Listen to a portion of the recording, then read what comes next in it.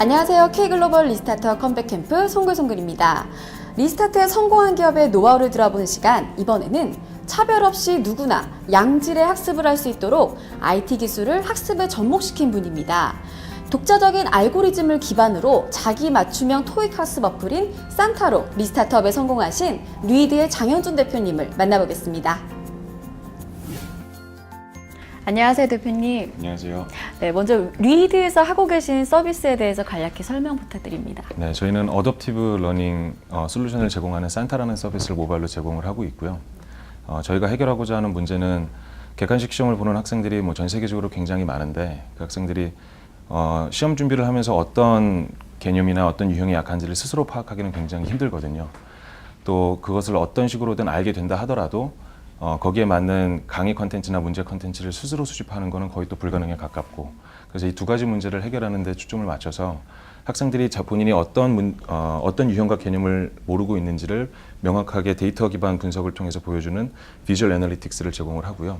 그리고 거기에 맞는 컨텐츠들을 기존에는 문제집 한 권 단위, 그리고 강의도 1시간 반짜리를 몇 개월씩 한꺼번에 구매를 했어야 된다면은 저희는 소 단위로 3분짜리, 5분짜리, 10분짜리 강의, 문제도 문제 단위로 실시간으로 그 학생의 니즈에 맞춰서 제공해주는 서비스를 하고 있습니다. 지금 하고 계신 교육 분야 시장에 뛰어드시게 된 계기가 있으신가요? 그 캘리포니아에서 메릴린치라는 투자은행에서 일을 했었던 적이 있었는데 그때 가장 화두가 됐었던 키워드가 adaptivity라는 단어였어요. 그게 한국어로 표현하면 적응성이라는 단어인데 그게 이제 한국에서 소위 얘기하는 맞춤형 교육의 어떤 근간을 이루는 기술이거든요. 근데 한국에서 이야기하는, 그리고 일반 지금 전통시장에서 이야기하는 맞춤형 교육은 레벨 테스트를 봐서 그 학생들이 어떤 레벨에 있는가에 맞춰서 미리 짜여진 교육 커리큘럼을 통째로 제공해주는 것을 지금 한국에서나 아니면 전통시장에서는 맞춤형 교육이라고 부르고 있고요. 저희가 얘기하는 어댑티비티 기반의 맞춤형 교육은 학생의 어떤 인지 능력, 그리고 저희 플랫폼이나 서비스에서 하는 어떤 행위 하나하나, 그리고 문제를 푸는 것, 강의를 듣는 것, 이런 데이터들을 모아서 그 데이터 기반으로 실시간으로 이 학생이 무엇을 공부해야 되는지를 파악하고 전달해주는 그 데이터 기반, 데이터 마이닝 기술 혹은 빅데이터 머신러닝 기술을 얘기를 하는 부분이 바로 어댑티비티 부분입니다. 근데 저는 그쪽이 결국에는 대세가 되고 패러다임을 바꾸는 어떤 핵심 기술이 될 거라는 확신이 있었거든요. 그래서 그쪽 시장을 그때부터 계속 눈여겨봤었고, 다행히 좋은 기술자분들하고 팀원분들을 만나서 좀 공격적으로 시작을 해볼 수 있겠다 싶어서 시작을 하게 됐습니다.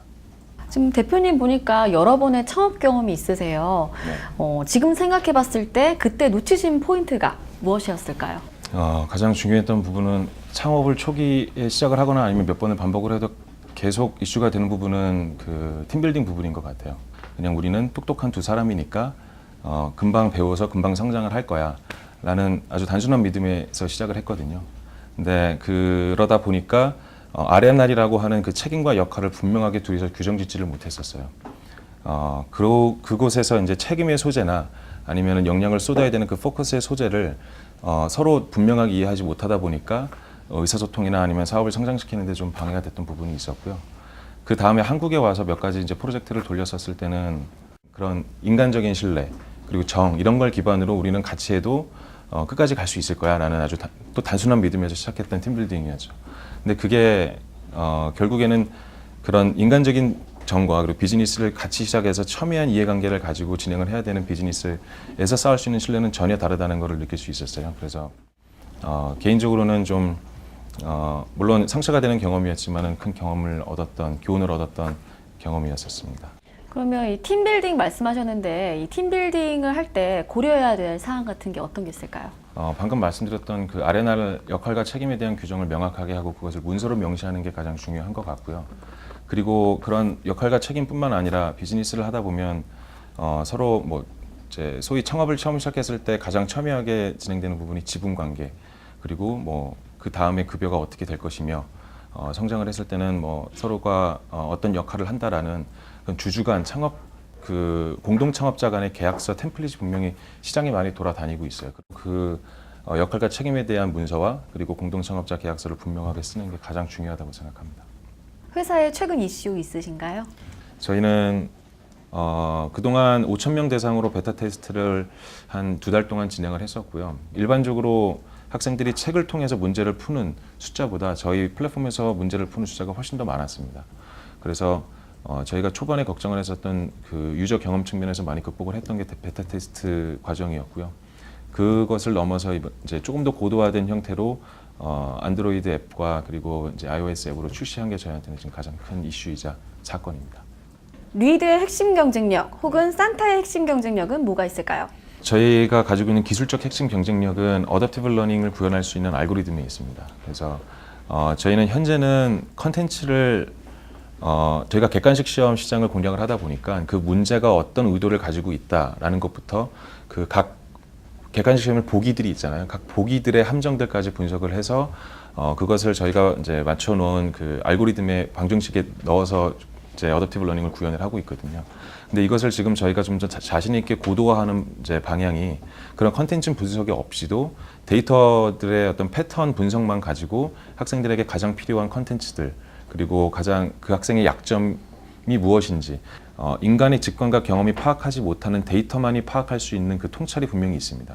그 통찰을 가지고 학생들이 목표 점수에 달성하기 위한 가장 최단 동선을 만들어주는 알고리즘을 개발하고 있는 거거든요. 저는 그래서 그 알고리즘이 가장 큰 핵심 경쟁력입니다.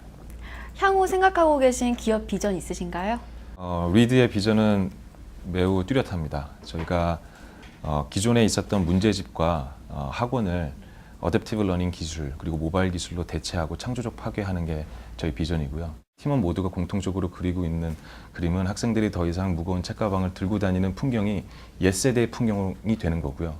학원에 발로 뛰어가고 인터넷 강의를 통합으로 결제를 해서 듣는 그 지금 우리가 사회에서 보고 있는 풍경을 창조적 파괴하고 대체하는 게 우리의 비전입니다.